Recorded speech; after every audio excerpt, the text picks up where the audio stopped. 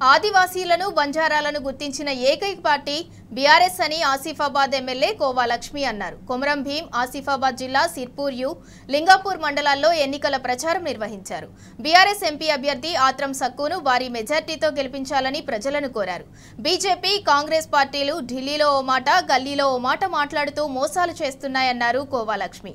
కొట్లాడి తెచ్చుకున్న తెలంగాణను మళ్లీ ఢిల్లీ గులాంల చేతుల్లోకి పోనివ్వకుండా గస్తీ చేపట్టాలన్నారు. ప్రచారంలో భాగంగా కాంగ్రెస్ బీజేపీలకు చెందిన కార్యకర్తలకు బీఆర్ఎస్ కండువా కప్పి పార్టీలోకి ఆహ్వానించారు కోవా లక్ష్మి.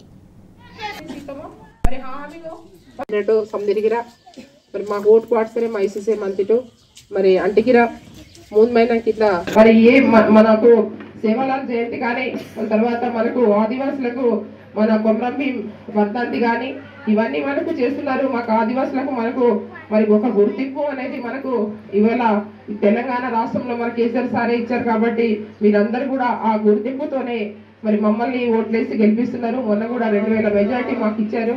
కాబట్టి అదే మెజార్టీ కన్నా ఇంకో ఎక్కువ మెజార్టీ ఇవ్వాలని మేము కోరుకుంటున్నాము. మీరు మనమందరం కూడా కలిసి పనిచేద్దాం. ఇప్పుడు కూడా కలిసి ఉంటున్నాం ఈ ప్రాంతంలో. కాబట్టి మేము ఏమంటున్నామంటే మరి కేసీఆర్ సార్ ఆ రోజు మరి రైతు బంధు ఇచ్చారు, మరి రైతు బీమా ఇచ్చిండ్రు. మా పిల్లలకు పెళ్లి చేసుకోవడానికి మరి కళ్యాణ లక్ష్మి ₹1,00,000 ఇచ్చారు. మరి ఏవైతే పెన్షన్స్ ఉన్నాయో అవి మరి అప్పట్లో కాంగ్రెస్ గవర్నమెంట్, ఇదే కాంగ్రెస్ గవర్నమెంట్ ఆ రోజు ₹200 ఇచ్చారు. సిరాపు ₹200. మరి ₹200కి ఒక పెద్ద మనిషికి గౌరవించినట్ట.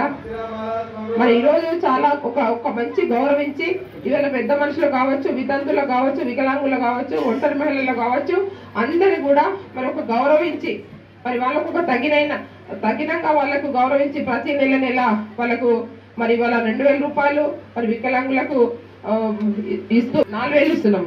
వికలాంగులకు 4,000 ఇస్తున్నాం.